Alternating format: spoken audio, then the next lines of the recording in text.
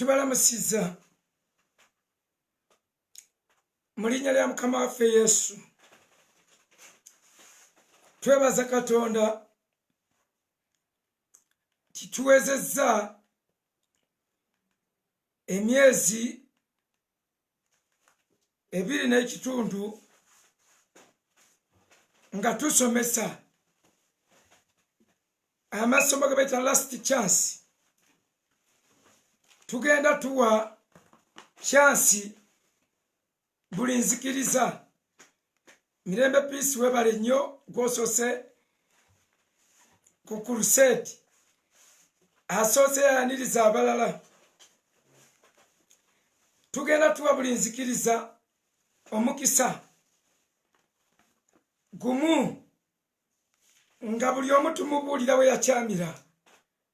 Ani yawubwa? Yawubirwawa? Basebo ne bannyabo, ffe tukutwalanga mukisa munene okuba nga tusobodde okusaba, okunoonyereza mu ngeri ey'okusoma, mu ngeri y'okwewaayo n'okuwulira Katonda abe nga atuluŋŋamya. Basebo ne bannyabo, Yesu yaliko ku duniya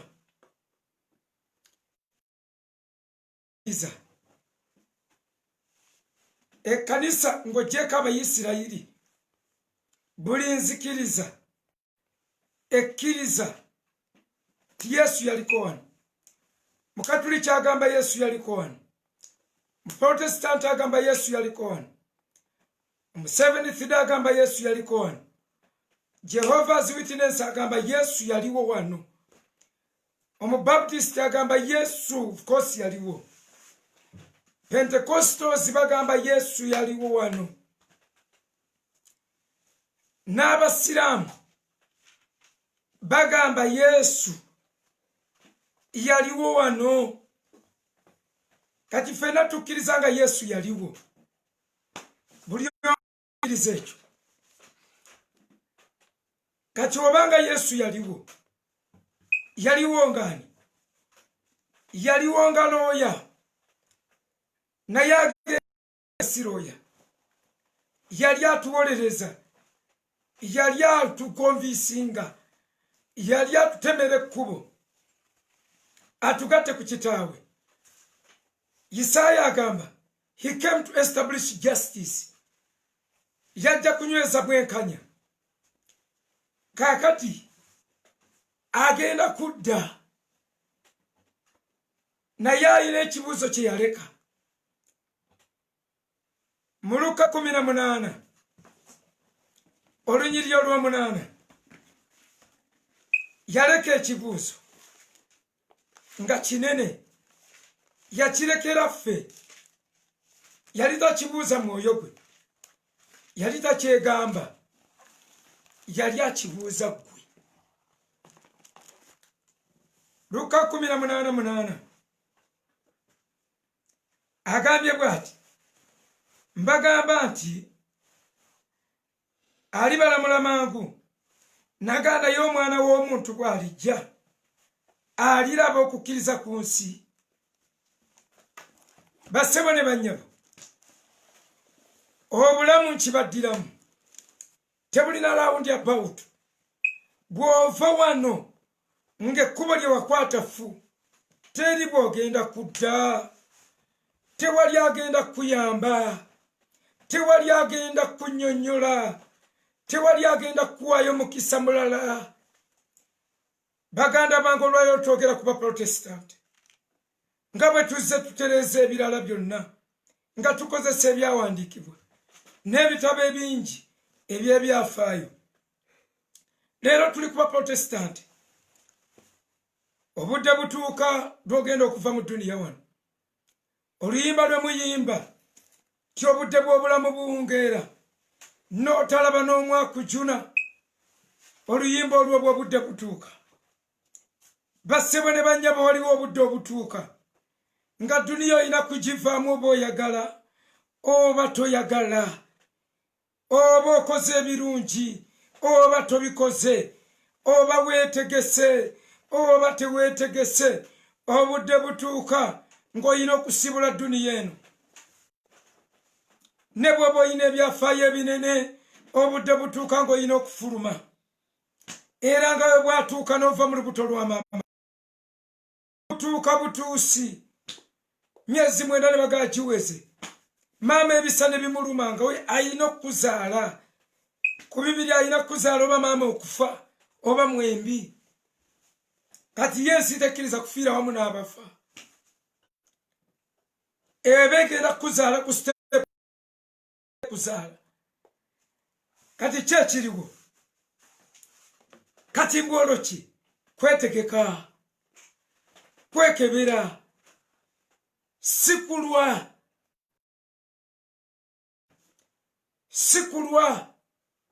lwaki ffe tusalawo okunoonyereza tetwagala obulamu tebulina yutaani obulamu nabagamba it is a one stage play, no rehearsals.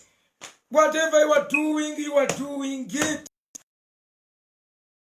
Wana Reverend Cardinal Unstoppable Bishop Semguna ense sobola okuyita amanya ense sobola okuyita ebitiibwa ebinene ense eyinza okuyita buli kitiibwa nekuwalampisa omuvule kati naawe bw'oteddamu naawe bw'otalowooza n'obigenderako ne buli omu tuddemu ffenna twekebere ffenna tulabe oba tukyali mu kukkiriza kuno kwekebera ayerowooza nti ayimiridde yaba yekuuma aleme okugwa naye atayimiridde si byakwerowooza bwerowooza tulina okusoma ssaawa za kwekebera twekebere ffenna tulabe oba tukyali mu kukkiriza tulabe oba tukyabirimu lunyiriri olwo twali mu Bakolinso muno so abaana bagenda kulutuwa wano twekebere ffenna tutegeere obanga tukyali mu kukkiriza sikulwa nga tuli bbali sikulwa nga tuwamambatira mungo bayibuli eyogera ku mugagga bamulimba ne bamugaa nti gwe kasitowa amasakalamento ne bagaa nedda wakota system ojja kuba omaze omugagga agenda okutuuka wali ng'ebintu si bwe biri bannange ekyo kiruma ekyo ekintu ekyo kiruma omugagga n'asaba kanzireyo ku nsi nyinayo baganda bange 5 mbanyonyole mbabuulire nti ebintu bye babalimba si bwe biri naye Ibulayimu n'amugamba tekisoboka ne bamugamba tekisoboka n'amugamba tekiyinzikamu okusala muve eno muddeyo eri n'abali eno okusala badde eno ekyo kitegeeza ki no purgatory teriyo pagatole Martin Luther yabuuza omusosodooti nti oba pagatole gyeri ng'era bwe tuwaayo ssente omuntu asobola okuva mu purgatory nga ssente zimununudde ne zimutwala eno n'agamba lwaki paapa takaliza purgatory mu kisa kyalina ate nga ssente weeziri lwaki paapa takwata ekisawo Vatikani nekaliza purgatory ssente bwe ziba zisobola okikolako mmwe temusomangako mu Bikola by'Abatume essula ey'omunaana layini eya 22 nga bagamba Simooni tizikirira ne ssente zo kubanga olowoozezza okugula ebintu bya Katonda ne ssente bassebo ne bannyabo ensi ezannyidde abantu ku bwongo ensi ekuŋŋaanyiza entuumu z'abantu nebalemesa okuliizoninga eddiini kyesooka okukola kukujjako kubuuza bibuuzo abasiraamu nabbi bwe baali bamubuuza ebibuuzo bingi nabbi n'agamba Allah abanyigidde okubuuza omubaka w'ebibuuzo ebingi ebyenkaniddeawo. Kereziya negaana abantu okusoma bayibuli, negaana abantu okuyigiriza nga toyigiriza mu Lulatini. Olunaku lwajjo twabasomera omukazi Kereziya gwe yaziikanga mulamu olw'omukwata ng'asomesezza abaana be essala ya kitaffaali mu ggulu mu lulimi Olungereza, which was supernatural to them. Basebo ne bannyabo, abantu bafudde ku lw'eddiini. Obwesedde n'obwesedde bw'abantu bakunkumuse ku lw'eddiini. Obugalani n'obugalaniza omusaayi ziyiise ku lw'eddiini. Ebitaba by'omusaayi bifumbekedde ku lw'eddiini.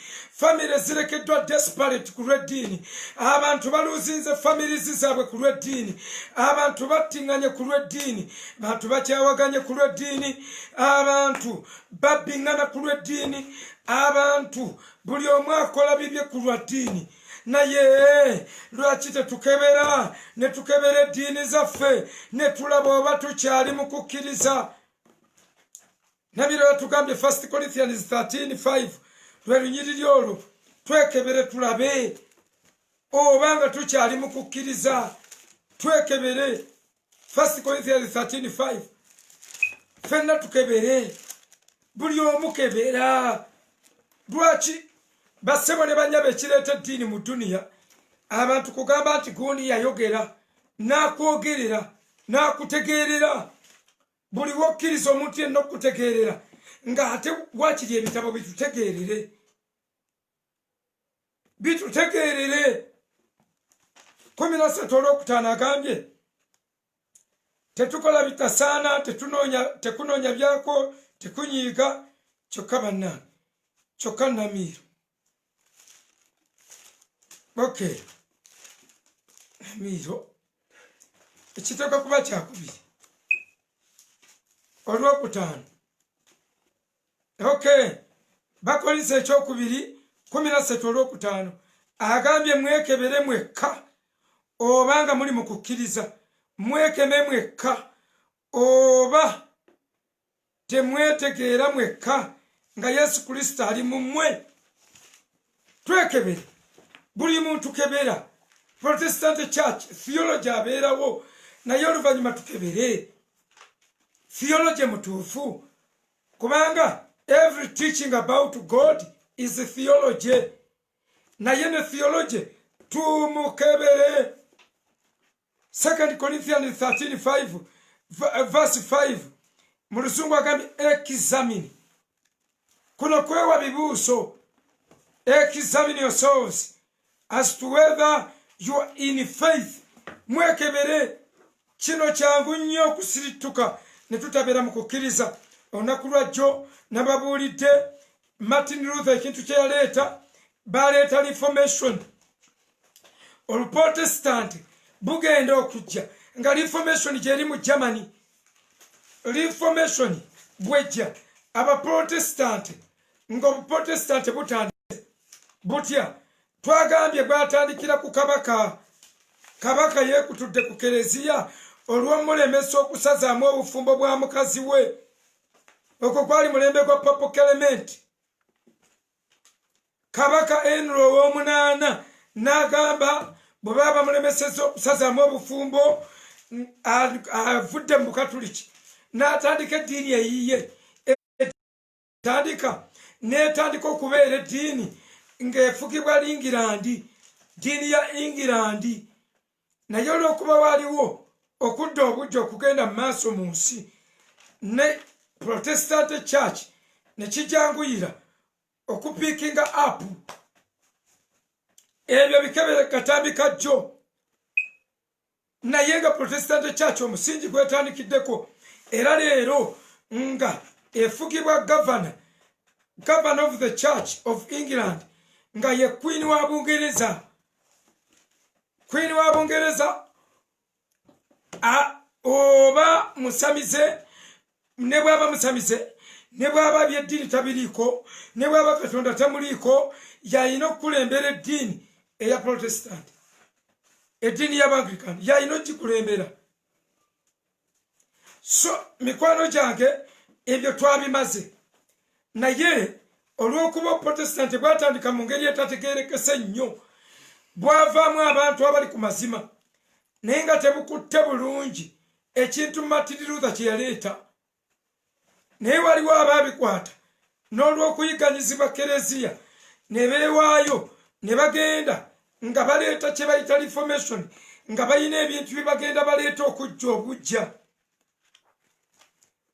ne baleeta okudda obujja era mu bano mwe mwajjiramu abantu abaleeta water baptism kale kansooke kulaga ti Protestant reformation yatandika mu 1917 mpaka mu 1992 ng'eyo Protestant reformation ne mujjiramu etandikidde Germany abasajja ne bawandiika obuntu 95 bwe tuyita thesis nga bawakanya ebintu bya Kereziya naye ebintu bya Kereziya bamala okubiwakanya ate abaddako batandika okugenda nga babigattako. Martin Luther yagikulembera. Martin Luther yajja n'omutwe okugamba justification by faith nti omuntu abeera mulamu lwa kukkiriza si lwa kugula indulgensiyo si lwa kugula butikiti. Abasosodoti bwe baatundanga ti bw'okagula abantu nga bava mu pirigatori mbwe ekinusu ky'otaddemu golden coin kiba tekinnatuuka mu kalobo wansi ng'otaasizza emyoyo nga 15 oba gisukkawo okuva mu pirigatori. Martin Luther ebyo n'abiwakanya n'agamba omuntu aba mulamu lwa kukkiriza si lwa kusoma sapule, omuntu aba mulamu lwa kukkiriza si lwa kugula indulgensiyo. Waliwo omusajja omu father yamusisinkana n'amugamba bw'ogula indulgensiyo bw'ogula akatikiti ako tye oba osonyiyiddwa ebibi by'olimu ne bye wayonoonedda ne by'ogenda okwonoona. Kati omusajja n'amukwata ssente ze n'akwayo n'akagula ku father bwe yamala okukamugulako n'amuba oluyi n'agamba nkusibiddeko ebibi tolifuna masakalamenti k'omusajja tokyasobola kunsibirako tye nsasulidde ebyemabega ne byendimu ne byengenda okwonoona. Omusosodoti n'agamba ekyo kyo tokisasulidde, ekyo tokisasulidde. Omulala bamusanga agudde atamidde ne bamugamba yiyo omwana wa Bikira Mariya n'otamira n'okufuka n'ofuka kyava akwata mu nsawo n'aga what are you talking nze gwazanyirako ozanye mu nsawo n'ajjayo akatikiti n'amulaga akatikiti n'amugamba byaggwa guno omwenga gwennywa guno nagusira bibi byange. Omusosodoti n'atambula mu buswavu n'agenda. Lwaki? Kubanga ebintu byonna ebijweteke tebirokola mutima. So bassebo ne bannyabo Martin Luther amaze okuteekawo enkola agitambuzza. Ba Martin Luther mu ye ne muvaamu abasajja ng'omusajja gwe bayita Meno Simonis. Ono ye yajja ne water baptism. Yajja ne water baptism. Kakati mujjukire kino omusajja kabaka wa Bungereza the wicked king eyekutula ku kanisa ku Kereziya naye olw'ebigendererwa ebifu bamuganya okugoba abakazi, bamuganya okusazaamu abafumbo n'asazaamu basatu n'agamba kati gwe mutwe gwa kanisa. Kati oyo omusajja bw'atandika ekkanisa n'aba nga yagikulembera naye neetawaana nnyo nga jjo bwe twabagambye. Kati n'ajjawo amasakalamenti 7 aga Kereziya n'alekawo 2. Yalekawo ery'okubatiza n'alekawo n'eddala ery'okusembera okufunawo Kalisitiya n'ery'okubatiza. Aga gw'osaaga n'abasajja bali mu dduniya. Kabaka n'ajjawo esakalamenti lya matrimonio ery'okuwasa. Lwaki limukwata? Najjawo erya konfirmasiyo. Lwaki? Talina bw'agenda dikola. Najjawo amalala gonna najjawe eryawula okwawula abasomi gonna n'agajjawo 7 bw'agajjawo n'alekawo 2 kati protestantism etandikirawo mu kiseera ekyo ebintu biri awo ono kabaka abitandise naye muyaaye naye nimbamwe abagenda mu maaso nga banoonya amazima revival neyegatta kuya Martin Luther butereevu kati abagenda mu maaso nga banoonya amazima mwe mujjira n'ono gwe bayita Meno Simonies ye yajja n'emulamwa ng'agamba water baptism kikulu water baptism Meno Simonies spelling eri Meno double N mu Luganda MENNO Meno ekirala Simonies nga bwe wandika Simoni naye double M Meno Simonies ye yajja n'omulamwa ogwa water baptism nga reformation yamaze okutandika mu Germany mu Switzerland okudda obujja kukutte mu Holland okudda obujja kukuttawo wonna naye nga olw'okuba baava mu kikatuliki nga nabo babatiza kyenyi olw'okuba abaprotestant okwekutula ku bakatuliki bonna bajja baamala okubabatiza ne beerabira omulamwa gw'okubatiza nabo ne basalawo nga bajja bakwata offside ne basalawo okgenda mu maaso n'okubatiza okw'okubatiza abaana abato kati ono Meno Simonies najja ne water baptism ey'okunnyika yali yakunnyika kati we baatandika okunnyika nga babatiza abantu mu protestantism nga bababatiza nekigolokoka ekibiina ekya sprinkling ey'okumaasira otuzzi mu kyenyi nekitandika okubajerega nga babayita Banabaptists ekika wekyavaawo mwabamu kyetuuma nzoyo Anabaptist genda wali ewa Anabaptist naye ekyo ekigambo kitegeeza rebaptize kati ne babatuuma bali baptizers abeddamu okubatizibwa ne babajerega mu ngeri ey'okwesesa n'ey'okuboodola aba Anabaptists bali baptizers bwe babasekerera nabo ne baggwamu amaanyi bakikolera emyaka 25 nga bannyika bunyisi ne babatuumiriza Anabaptists mu kanisa ya Church of England Church mu Abaprotestant Church of Uganda Church of anywhere mwali mubatiza munyika naye ebitiibwa ne byeyongera abanene nga bajjudde mu kanisa abakulembeze ng'onoobatiza otya Queen nga gwani abatiza Queen kubanga yamaze okwewa tayito mbu ye governor ye supreme governor of the church bano bonna bamuli wansi ani anaamubatiza amatwale g'Abongereza gonna ba president nga balina kuba nga bagwa mu ddiini eyo kati nga ani anaamukwata president amunnyike ne baga tudde ku y'ekikatuliki water sprinkling ne yabadda mu kumaasira otuzzi mu kyenyi bano abaana babajereze no bwe babajerega ennyo ne bafuuka ne bakola eddiini yaabwe ne bagituuma Mennonites ne bafuluma ne baptism entuufu bwe bafuluma ne baptism entuufu olw'ekyo ne kisigalira mu bo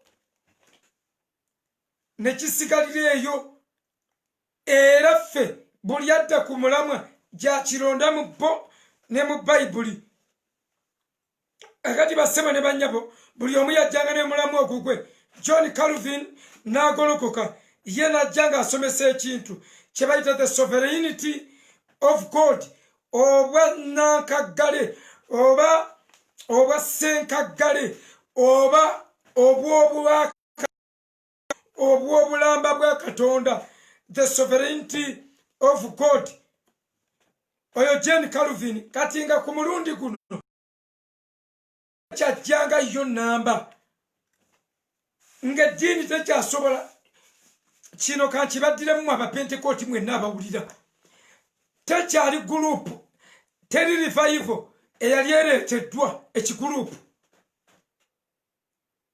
teriyo revival nga yaleetebwa ddiini nga gurupu revival ereetebwa omuntu omu oba akabinja akatono ate ng'efubutuka mu ddiini ebaddewo ate revival eva mu kunoonyereza ne mu kusoma ne munoonya n'okwebuuza ebibuuzo ebingi obuprotestante ne butandika okunnyogoga nga muvaamu ab'omuliro ne bakola ekintu ne babajerega ne bakolamu ekibiina ekyabwe abaprotestante tuyinza okubayita fathers of revival naye nga bannyogoga mu bo ne mutandika kufaamu muntu bantu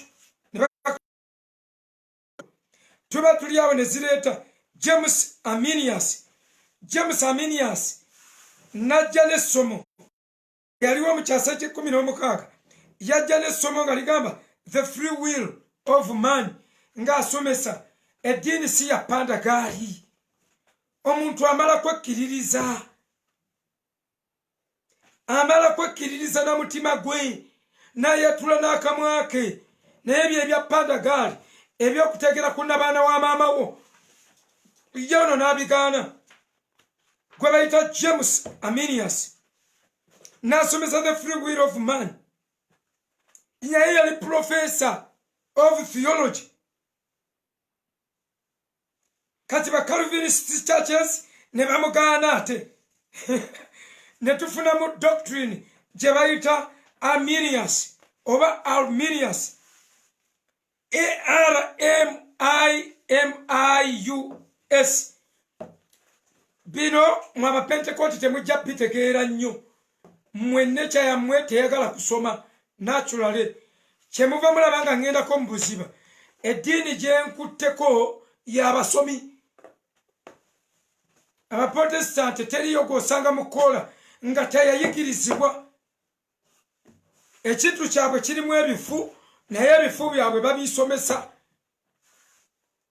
kati mwe abatayagala kusoma bino era abanyize lefuti muli batuufu bino biddukemu ng'obudde bukyali bino twogera n'abamanyi bano balina theological colleges tokwata ku misa tolinnya kuwala taali mbw'osomesa nga tewasoma bubuulizi nga tewasoma bwa reverend nga tewasoma bwa episcope nga tewasoma toyinza kuba ddiini toyinza kuba bishop kati mwabyammwe bye buyoola mu kkubo bino tojja bitegeera bino birimu okusoma church history mugume revival bwebejja ebaamu n'okwagala okuttibwa ebaako rejection ate tebyakyogera mpola naaliwo agamba obuzibu mukambwe of course ekintu kyengagambula kimaze emyaka 10 tebakisiimuula na dasita kyakugagambula kakati Arminius eri ARMIMIUS Arminius ba Calvinists bamuganyi babajja ne sovereignty baganyo na zene free will ng'ekintu kyayogera kikulu ng'agamba ebintu si bya panda gaali ogenda okudda engulungu akaliba bakasase bwe cu nga bakutuumye tigwani tikwe yazidi semboga ogenda okula otunulira bususu bwa ng'omutwe guli mu banka guti nuga excuse me mami cheche abawo nekoona nabali mwaga oli musiramu ndi musiramu ndi musiramu bwobuuza ebibuuzo bajja kukuba kiboko ku muzigiti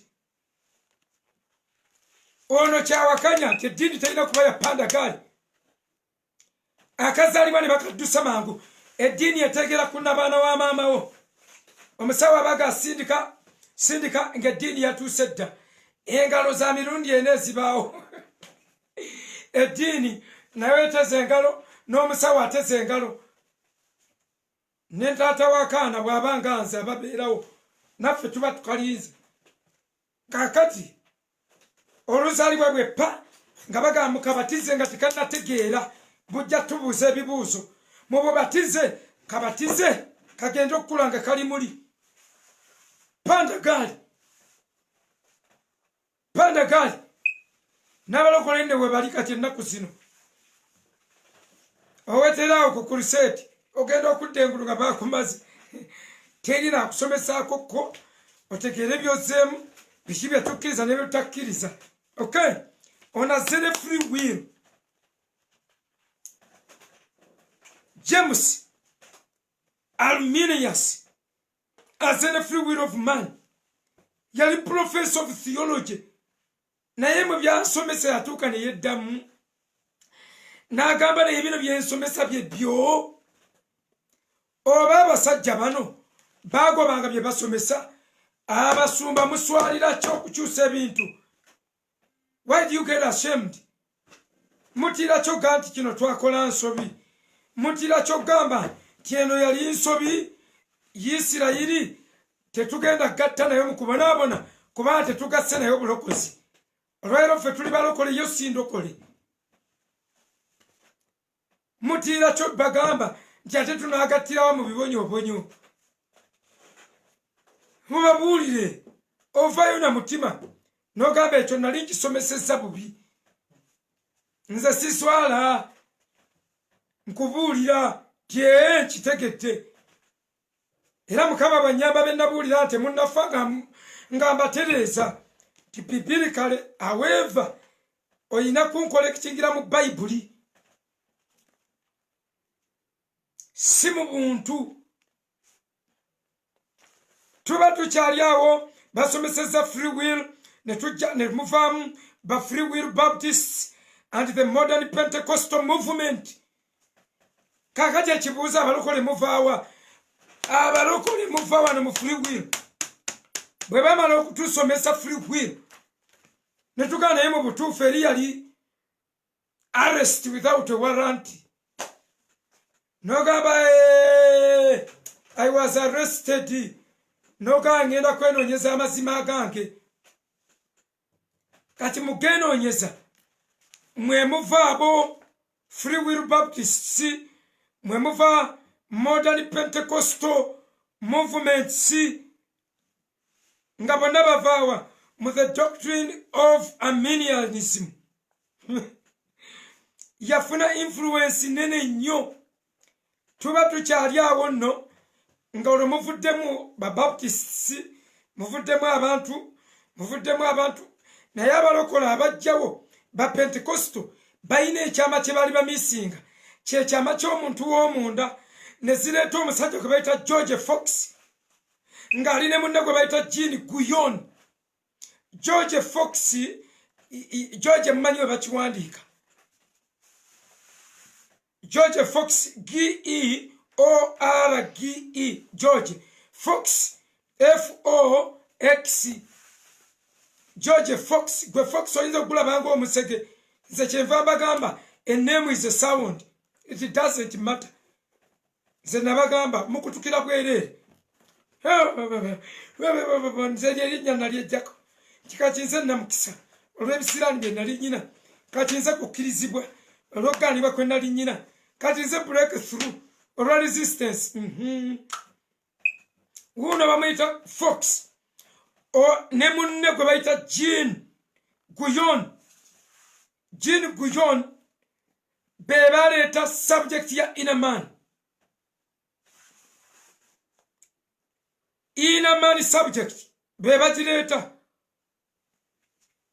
Era wano lupuliriza, while true Christians have always sought for deeper spiritual experiences, the lives of George Fox and Jean Guyon both stand out for their intimate communion with God. In turn, they both made a major impact on the church in the Reformation era that has echoed down in modern times. George Fox baliwo mu 1624 mpaka 1691 George Fox n'aleeta subject ey'omuntu w'omunda. Kanywe namu.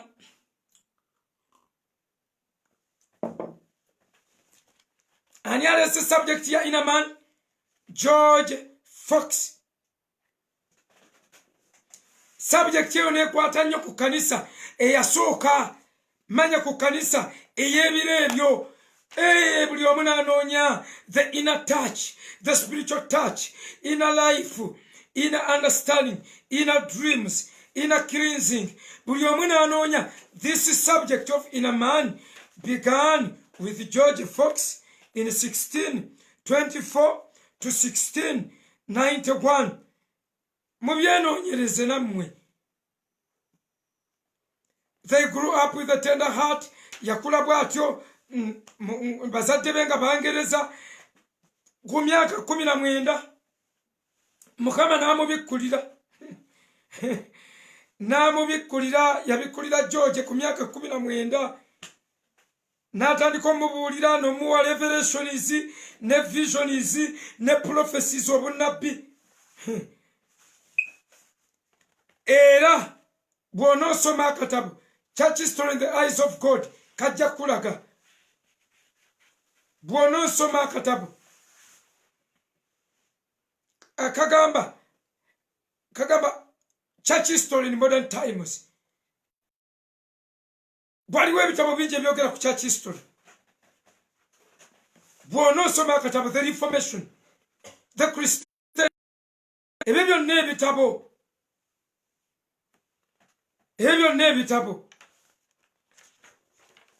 Waliwo agambye nti alabika yali wa UCC. Divaibo kyovola kintu kizibu nnyo. Gw'osika owa 16 oba feba George. Kati eyo subject yaffe ng'abayinamaani UCC Ministries yaleeta impact nene nnyo. Story yayo yonna girina wano. Ne wabaawo okuzibwa obujja. Impact nene nnyo mu Pentecostalism. Okay. Kati Jean Guyon ne George Fox ne babeera mu society eyabugagga nga bagaggawadde, ne babeera n'ebintu byabwe, ne bagaggawala, baafuna obugagga. Naye ate bagenda okuva mu duniya nga tebalina wadde n'ekikumi. Baleeta engeri z'okusabamu, engeri y'okubeera encouraged y'okusabamu, okwesabira, omuntu okusaba nga kuyina kuba kwa bulamu bwa munda. Very nice subject. Kyaleeta okwongera kukudda obujja. Inner man ng'etandise. Kyaleeta okudda obujja. Naye ne wajjawo omulala nga inner man holiness adibye, holiness nga tekwatayo, nga boogedde ku muntu w'omunda naye ng'obutukufu bugaanyi. Nze ojja kungwako. Okay. Ne balaba ng'obutuukirivu bufeedinze. Inner man gye yaleeta eya George Guyon Fox, manya eya George Fox ne Guyon gye baleeta nefeedinga obutukufu, ne basigaza kigambo, ne basigaza ssaala, ne basigala nga bali empty with a very wonderful subject. Kakati ne waddawo omusajja bamuyita John Wesley eyaliwo mu 1703 mpaka 1991. John Wesley najja ne subject kye bayita holiness, obutukufu, ng'agamba obwakabaka bwa Katonda si kulya na kunywa naye mirembe, obutukufu n'okusanyuka. Holiness, kwetukuza. Kati ye ng'agamba, wuliriza, ng'agamba the moral and social conditions of England were very low when John Wesley lived. His father was an Anglican minister. Yali mwana nga kitaawe mwa Anglican wa Church of Uganda kitaawe. Kati feke tubagamba nti Anglican people mbabeerawo nga wonga po balinga Nasalebeti, evaamu abagezi, evaamu ababaguka, evaamu ababaguka era singa tebyali bisanje mbabuulira Misaili Kawuma yali agenda kutandika revive endala yali aleese revive mbabuulira bishop waliwo bishop oyava mu north eyavaako omukulu amaladdeko yali atandise okubaako kyakola mu Uganda ng'atandise okubaako kyakola nolabika yali munozala ne waddako owobunyolo ne waddako naaliko naye yali alina kyaleese nga Church of Uganda etandise okuddamu obulamu kati ono Wizire ajja ne holiness agamba yawulira omutima gwe nga guwooningibwa nti wadde amasomo gonna malungi wadde ebintu byonna birungi tye naye awatali butukuvu tewali aliraba Mukama n'asomesa Bebulaniya 15:12-14 Hebrews 12:14 n'asomesa ng'agamba atya ng'agamba mubeere batukuvu awatali bo tewali aliraba Mukama. Mwana mulenzi John Wesley nga bona omuyita Wesley no problem since jajjawe yamtuuma erinnya Wesley is WESLEY yaliwo mu 1703 mpaka 1791 ng'asimbye mutwe gwa holiness ne batandika omuzikiza toyitiriranga nnyo kuba mutuukirivu toyitiriza so Wesley omutima gwe ne gugenda nga story ye mpanvu nnyo nga gubuulira enjiri gugenda gunnyonnyola kaakati namba negenda nga yeeyongerako gagusomere wano ka article Wesley's strangely warmed heart never lost the fire of the Holy Spirit through his next 52 years of active ministry. Yayongera emyaka 5 mu ebiri ng'omuliro gweyongera bweyongezi Katonda nga kyebaleeta ekipya agamba wa n'akibaka n'agamba it is estimated that he traveled about 250,000 miles mostly by horse. He preached over 50,000 sermons.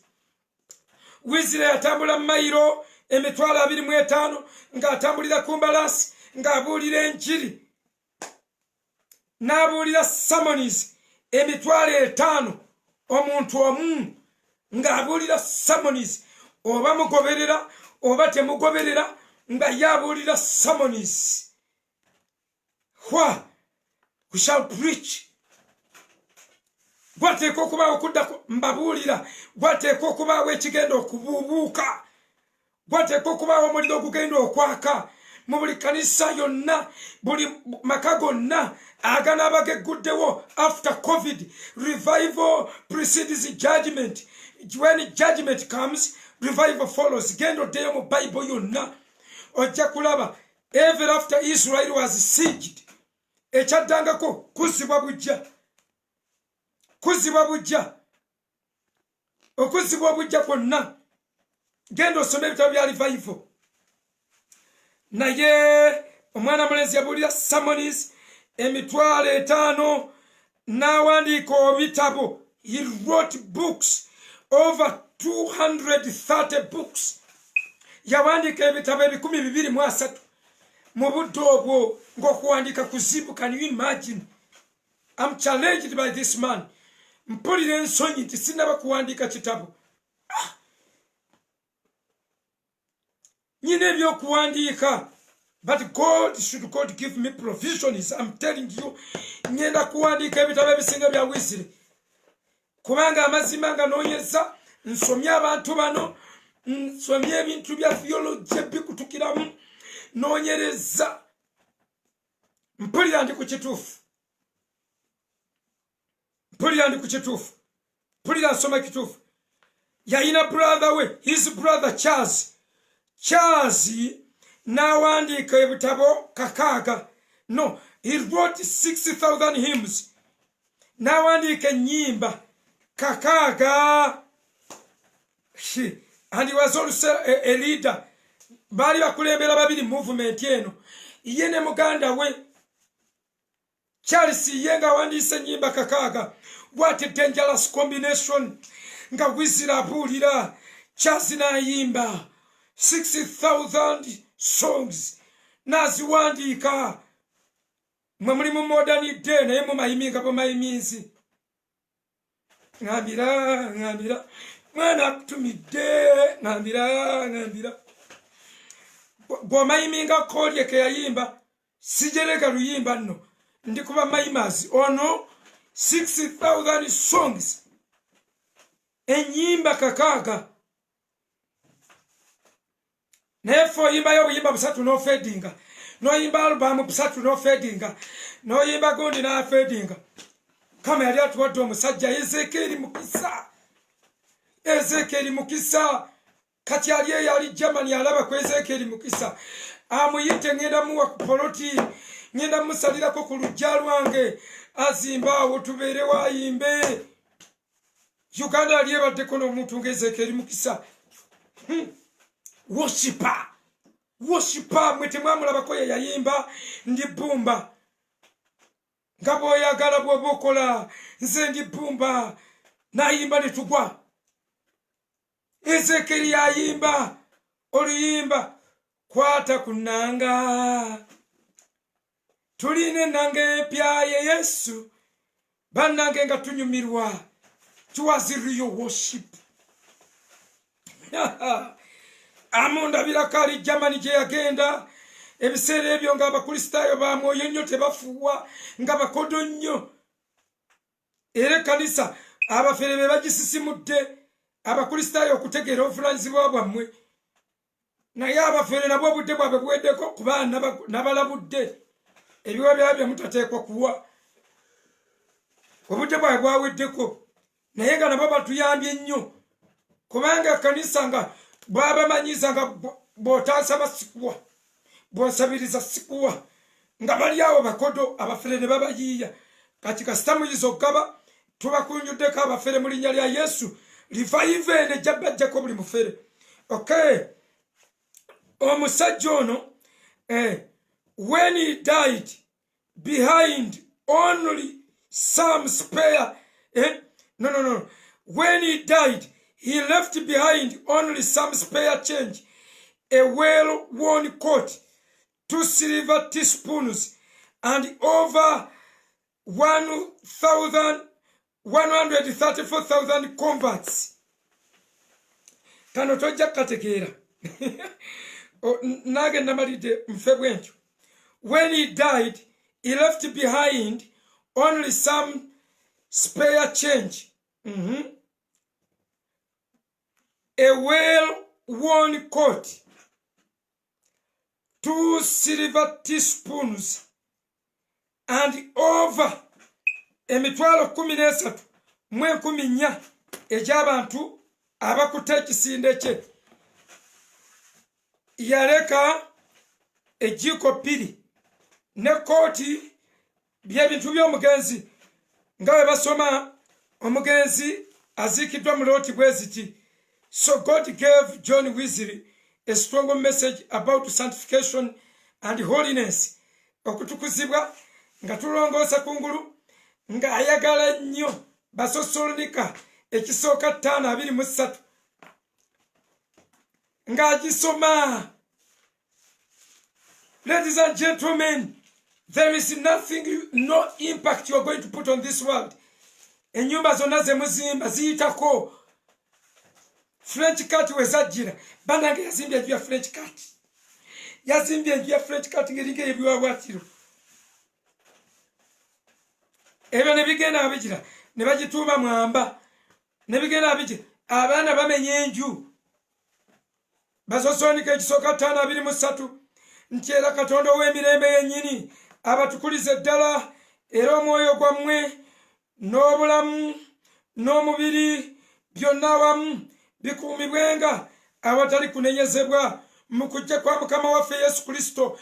Yatambulanga ng'abuulira nti tubeere batukuvu. Kristo wajjira ng'abuulira engeri nti Kristo essaawa yonna ajja atusange nga twetukuzza. Kati gwe linda endagaano Isirayiri gyeneekola. Olinde bazimbe yeekaalu weetukuze. Olinde ensolo bw'oliraba ng'etudde awatukuvu awatukuvu eyimirize ebiweebwayo. Awo bwe kiba bwe kityo ffenna tuddayo ne tugwamukko kayala.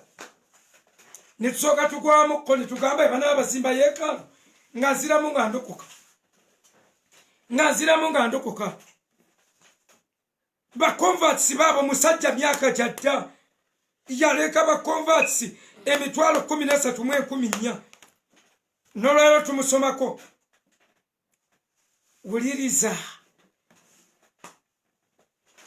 Wuliriza kino. Yesu yazimba ligase by building people. Jesus built his legacy by building people. By building people. Alexander the Great built his legacy by building buildings and cities. Naye kumwani amanyi kyajja wa Alexander mwe. Ani amanyi genealogy ya Alexander the Great. Ani amanyi wadde akaalo kewaabwe mumwe nga tozeeyo mu bitabu. Ne nnyina bw'obanga tewawulira nnyo olusi bye tuze tusomesa tomumanyi. Ne kitaawe oyinza obutamumanya bw'oba toli nnyo wa bitabu. Eyazimba ebyamaanyi kyokka ono eyazimba ligase ye ng'akizimbidde mu bantu is known. He is talking now. He is the living. Oli yazimba ebibuga is dead. Oni yazimba ligase by building people. He is living. Ladies and gentlemen, what you do for others when you die is what is left. What you do for yourself when you die with it. Bw'ozimba ligase yo mu bantu ogenda kusigala oli mulamu ennaku zonna. Bw'ozimba ligase yo mu bibuga, mu mayumba, mu kalina, mu bintu, mu bikwatibwa kenyo ogenda kufa nabyo bife ebbanga ttono byebigenda okuddako okugoberera genda kuba bikwatidde kifo. Waliwo yagamba mbwe ebyo mbyogera lwa bwavu. Sina mentality ya bwavu. Siri mwavu. Sibwetaaga. What is wealth? What is wealth anyway? What is success anyway? What is success? Success has no yardstick. Obwana bannasere babutikira babukubira buyimba success. Success. Ne babuyimbira obuyimba yimba obwo buguladuatinze. Ne bawane speeches mbubu succeeds. Success doesn't know how much is left. Success is when you have attained what can cause you joyous. Kanjogera Luganda. Bali revival simange. Bategera Luganda abasinga. Kanjogera Luganda. Okay.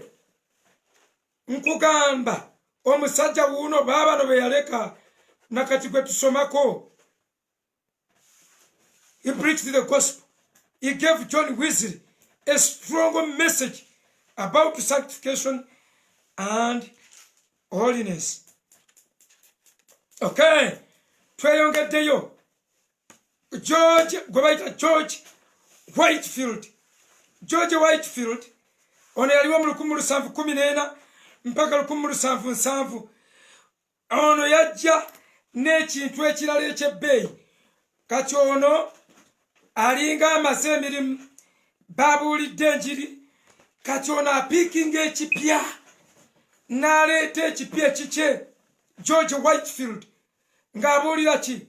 Mass evangelism. Ng'agamba the business of God is not houses. The business of God is not mission, is none. The business of God is not building churches. The business of God is not buying instruments. The business of God is mass evangelism, is souls. Obwakabaka tebugaziwa na sitole. Obwakabaka tebugaziwa na kugagawala kw'abakulembeze. Obwakabaka tebugaziwa na myambalo egy'ebbeeyi gye mwesala. Obwakabaka tebugaziwa na bakanisa kolagana na gavumenti iko kyokka. Obwakabaka tebugaziwa na kanisa kugagawala nga church. All the churches are much taken by projects. Omuntu ayinza okutondoka n'afa. Church nga erina akataka keyagala okugula n'etazikwatako. Era bwe ne bagamba ne beewaana nti balina financial integrity. Nkugambye tebavaliwinga bulamu bw'abantu, bavaliwinga bintu by'abantu. It is not bad, but it needs to be balanced. Ona zine mass evangelism. Church yomwe yakomadde okubuulira enjiri. Obasanga beematiza. Okuyitibwa kisinziira kanisa ina okuyitibwa kwayo. Excuse me. Singa gwe tebakubuulira njiri wandirokose. Teri church etalina kubaamu evangelism. Yesu akomissioninga abatume abagamba go mugende mu nsi yonna nga mubabuulira okuyingira mu linnya lya Kitaffe n'Omwana n'Omwoyo Omutukuvu. We are supposed to be all witnesses of Jehovah. Kati naba Jehovah's Witness bajja okwewaana nga ni ayingira ekyamu. Twogera ku mass evangelism. Kubuulira n'afulumya. Yali yanga companion owa Gwisiri nga ali Oxford University. George Whitefield n'azanya important role. Revival yene yetambulira ago. Ng'abuulira njiri. Bantu ne balokoka abantu ne badda eri Mukama. Balina omukisa bakyusa bangi. Bali akayakana ng'emunyenye. Tubuulire njiri. Pawulo agamba zinsanze bwe sibuulira njiri. Naye abasanga beematiza. Eyayitibwa munda n'ebweru. Ab'ebweru mufulume. Abamunda mufulume. Abatume. Ani yali ow'ebweru, ani yali ow'omunda. They all preached. Petero n'abuulira. Bali ne babuulira. Tya awo Kristo yali tannanyaga bigundi. Ani akulimba? Huyo n'abuulira enjiri. Within a few weeks, crowds were up 23,000, which gathered outside to hear him. Soon, the rest of the Methodists were also preaching wherever they could gather a crowd. Nga babuulira enjiri mu weeks ntono nnyo 12 mu bisatu nga bamaze okukuŋŋaana ebweru. Omusajja ng'ataamye. Haleluya! Basebo ne bannyabo. Abasajja bano siyinza kubamalayo. Nyina kye mbadde njagala obbagamba kyakubatiza nga ngenda kuddayo mutegeere gye mwagwa. Jjukira gye wagwa bwenenye. Bayibuli bweyogera mu kubikulirwa 2:5. Remember where you backslid and repent. Jjukira gye wagwa bwenenye. Omusajja wuno gwe njagala okuba nga asembyayo George Muller yateeka emphasis ku faith. Ono George Muller yajja n'ekintu kya faith. Ng'abantu baweddemu faith, ng'abantu bajakkiriza mu byamagero bya Katonda, nga bikubibwa ebyamagero si kikulu, nga buli alema okukola ebyamagero akuba ebyamagero, ng'obwabudde ebyamagero bya Sitaani. Najja n'agamba, Father, revive the faith in the church. Ekkanisa eddemu faith. Ebiseera ebyo ng'entiisa ebaawo, abantu batya. Muller najja ne kye bayita faith, n'asomesa faith.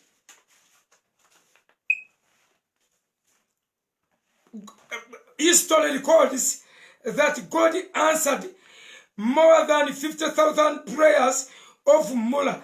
Specific prayers, manya. PR. Essala emitwalo 5 eky'omulujjudde ze yakola Katonda n'amwanukula emitwalo egi.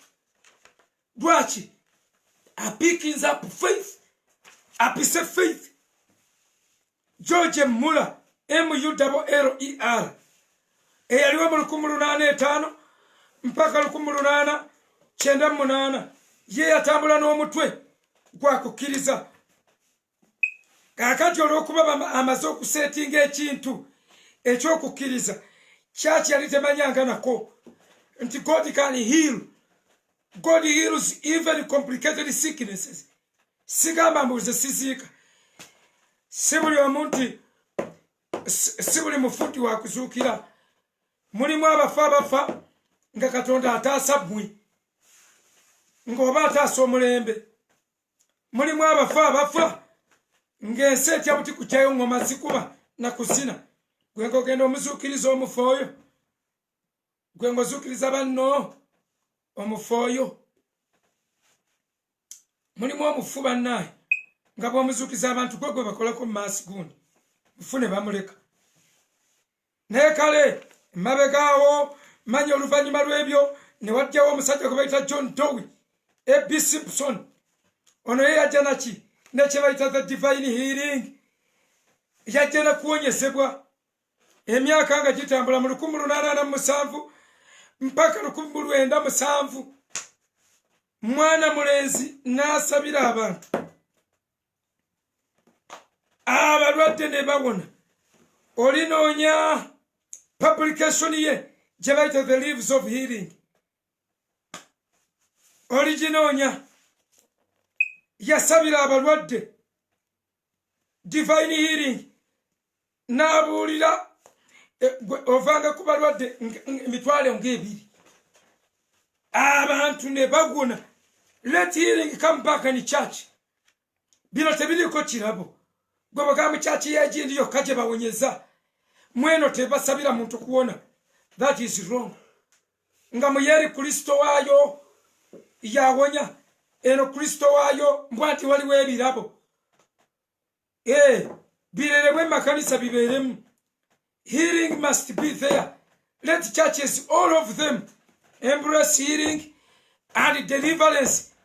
Buli kanisa embracing healing and deliverance. Nemwe mugamba eyagindi yasabira abalwadde.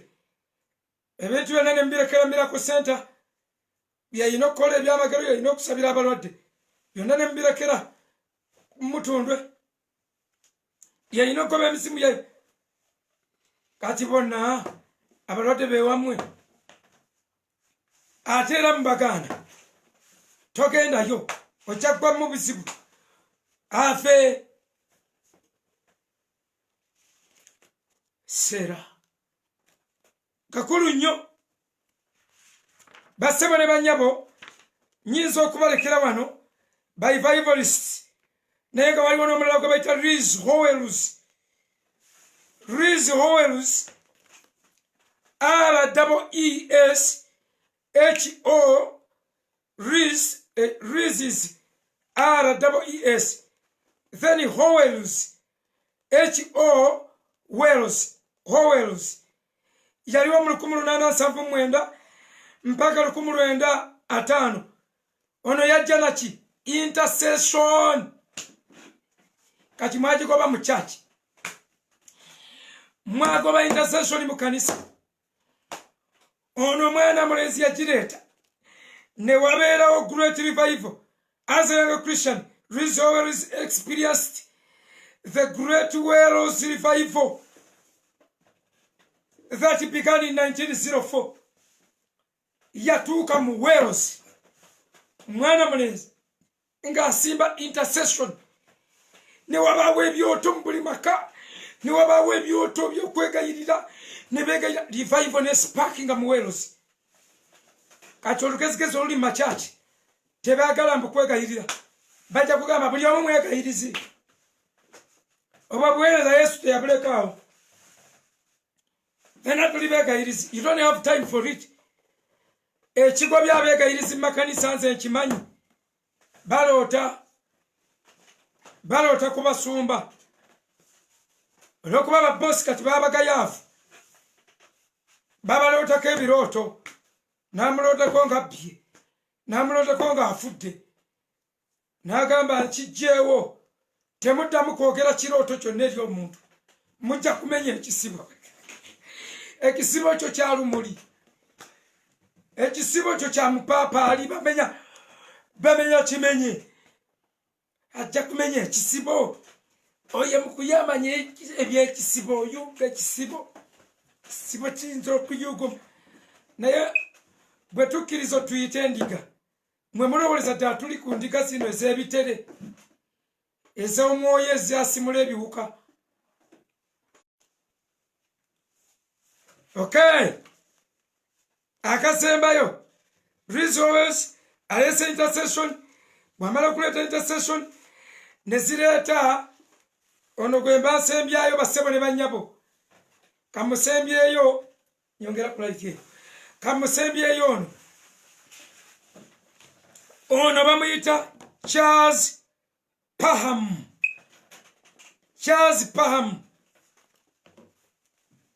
baali babiri Charles Parham mwaba Pentecost mwenna ono mumukwate mutwe gwolugirango ga seeta akasoma omwe yajja kumbikkulira bukyanga kubikulira nga takubikuliranga Charles Parham kusoma kikulu okuyiga kikulu ebyoluzungu ennyo ne mu Luganda tusobola okubitegeera wulira Charles okola CHARLES Charles Parham PARHAM oyo beegatta babiri ne William Seymour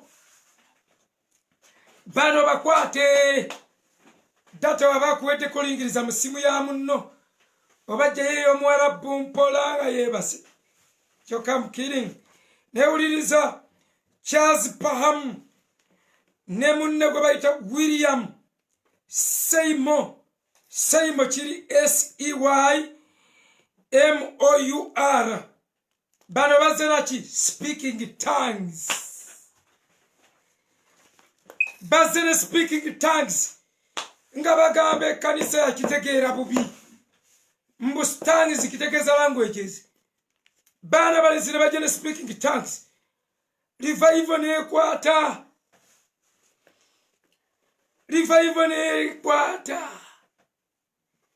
wuno Charles Parham William Seymour bajene speaking tongues our Baptist church we asigalira ne denominational churches we zasigalira Protestant church ne zisigalira waliwo n'endala awo ne basigalira nga tebategedde speaking tongues bwe kitegeeza ono no at the end of 1800 there were many small holiness denominations mostly offshoots of Methodists that were seeking God for revival in America to the normal doctrines. Charles Parham in 1873 to 1929 added the doctrinal conviction that the initial biblical evidence of the baptism of the Holy Spirit was speaking in tongues.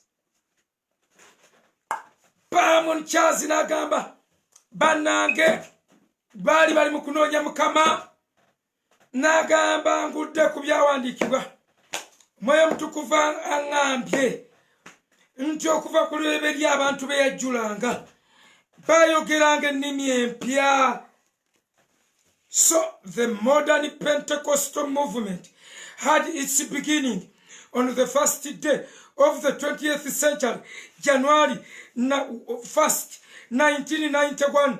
Abalokole mwenna wuliriza ba modern Pentecostal twafunamu group bbiri abalokole ba ancient born again Christians ba ancient Pentecostal ba religious Pentecostal abatagala kukyusa bye bayogera abatagala kumanya abagamba nze bye nategeera abagamba alimanya ebingi bagenda mubuuza bingi abalokole ekigulupu ekyo ne basigala ne tufunamu abalokole be bayita ba Modern Pentecostal Church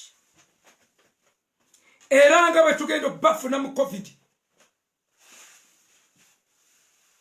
Modern Pentecostal yatandika ddi nga ennaku z'omwezi 2 mu January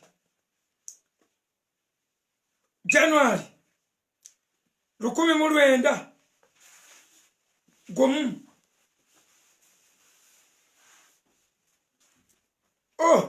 Kankutereze wano yatandika in January 1st oba on 1st January 1901 in 20th century.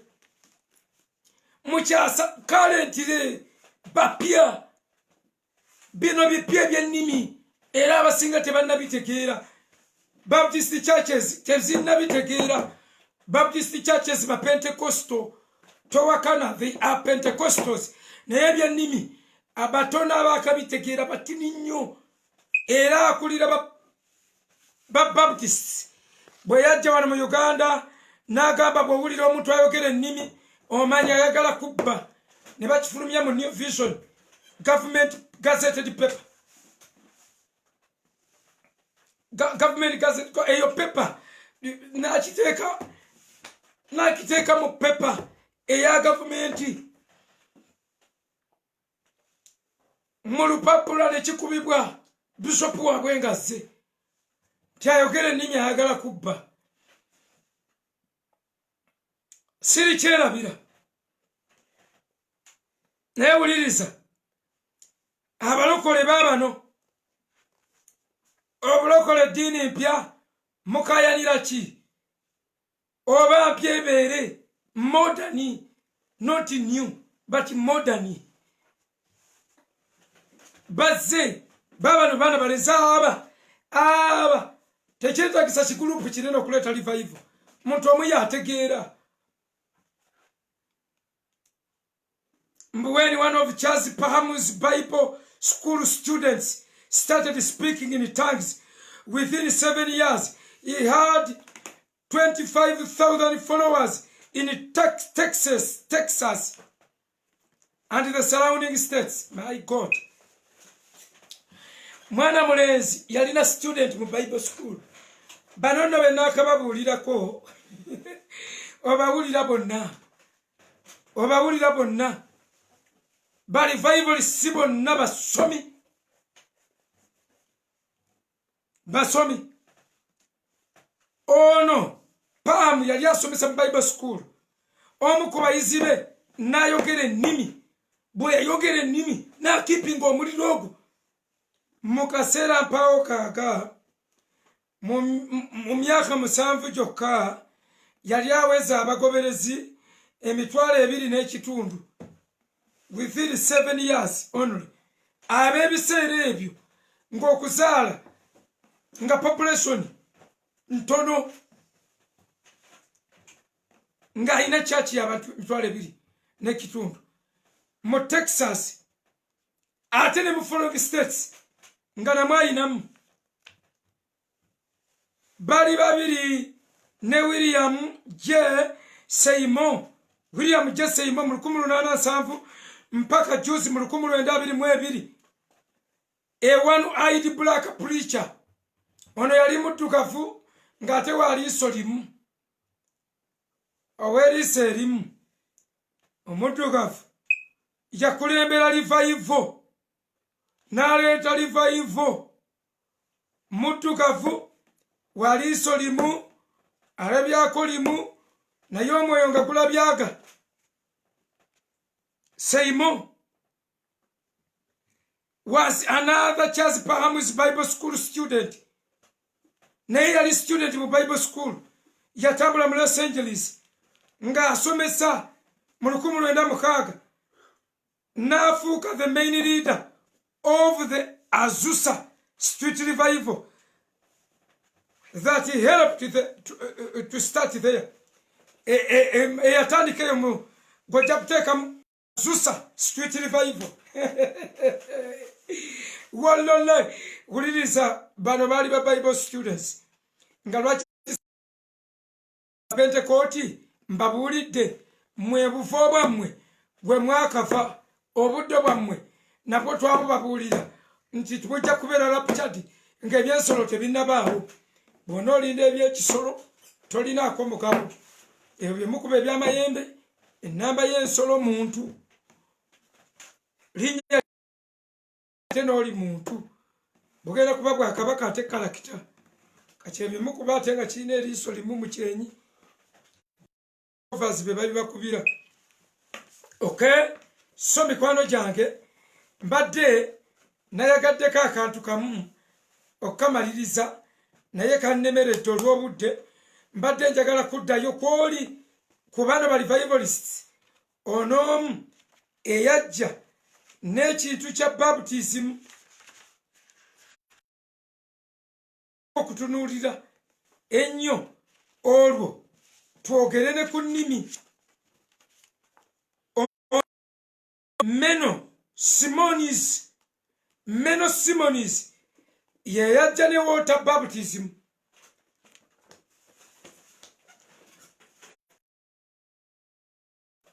Yeetaaga okubasomesaako mwenna abapentecost ne bannaddiini ga water baptism.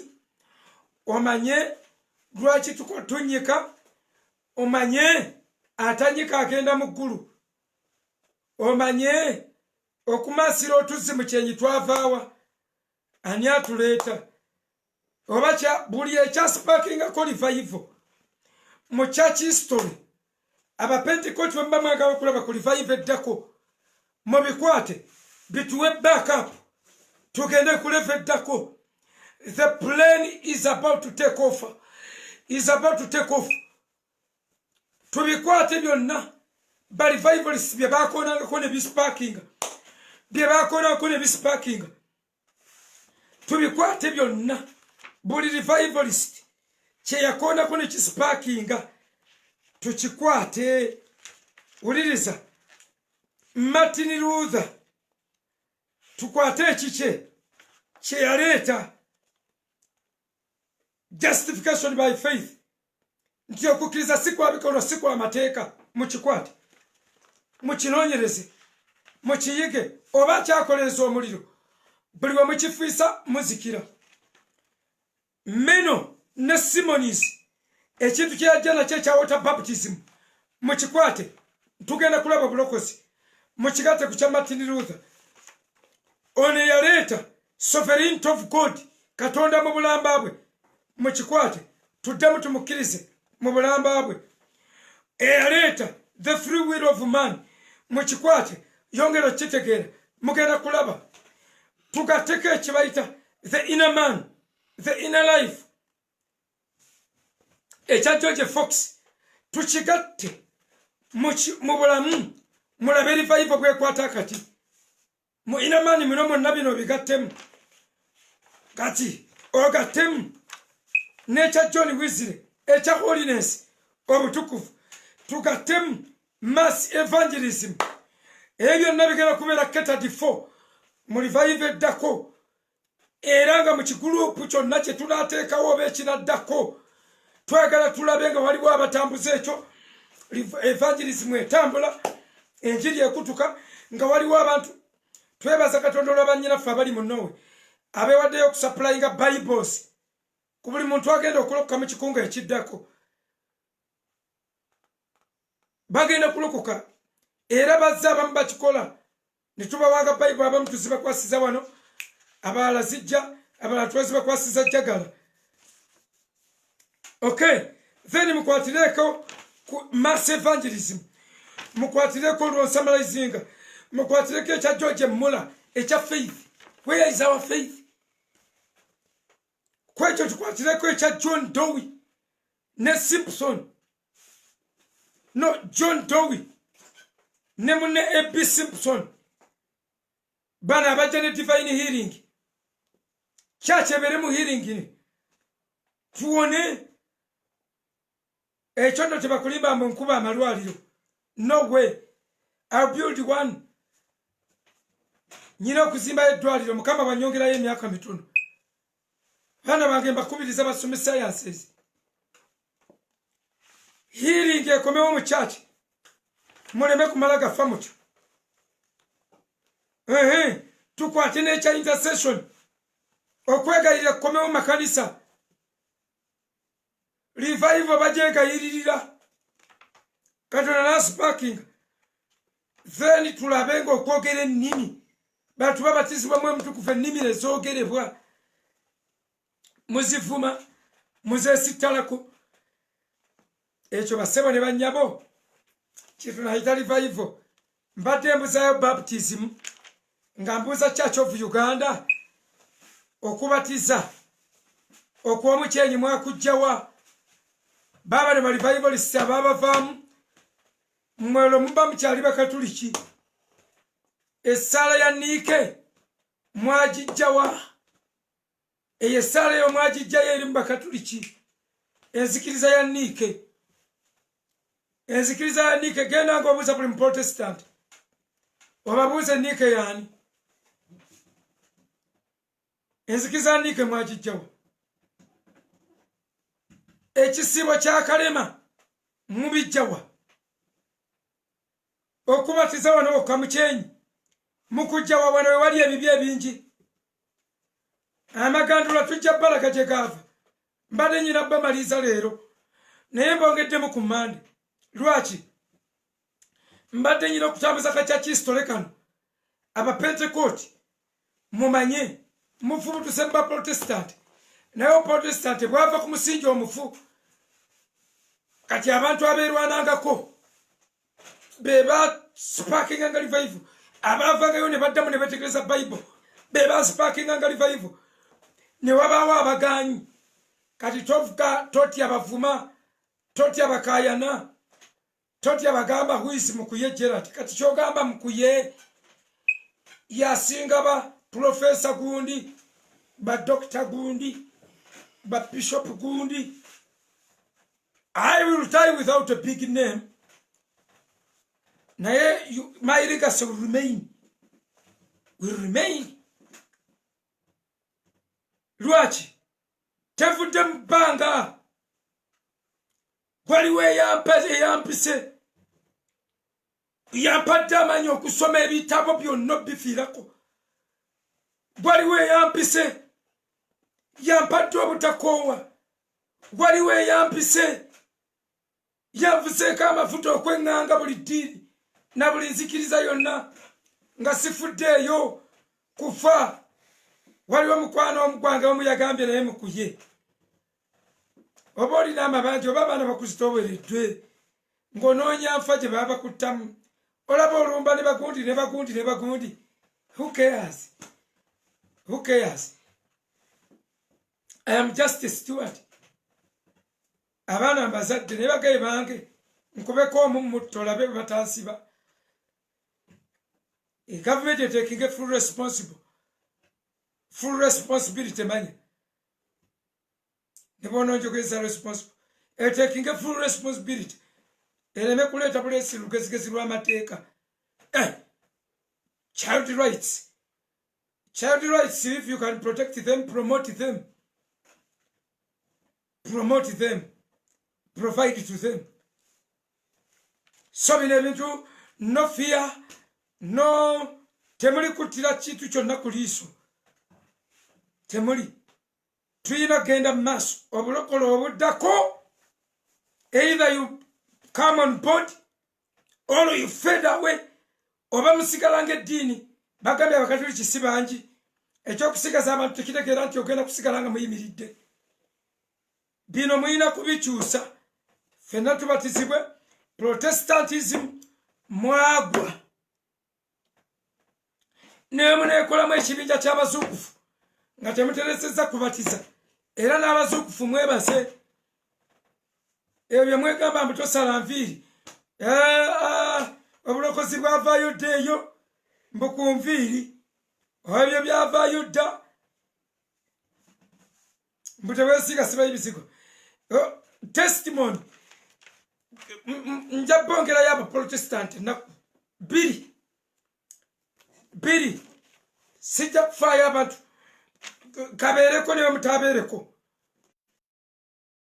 testimonies zemuwa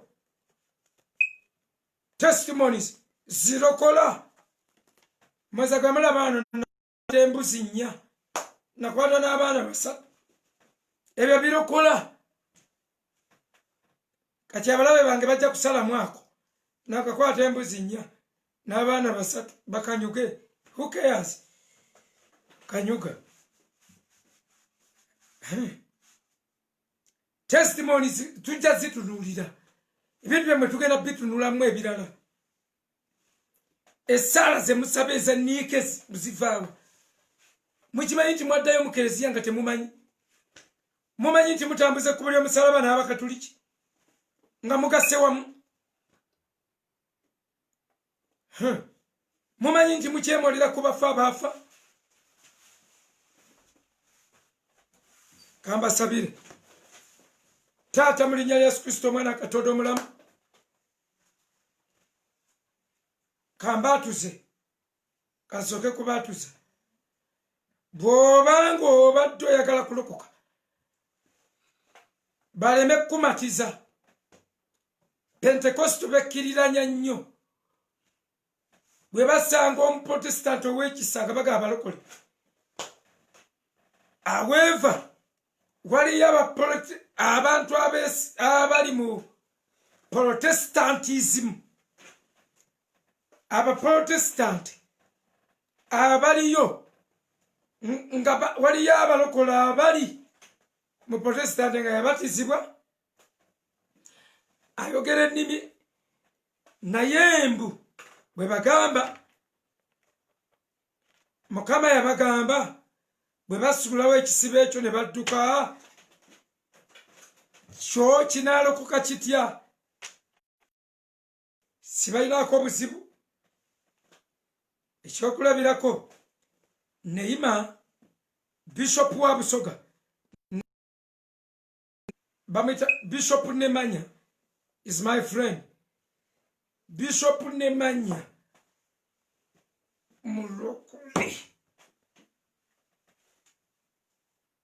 mulokole nze nasulangayo beera naye mukyakya akujjukiza n'okujjukiza yita abalokoka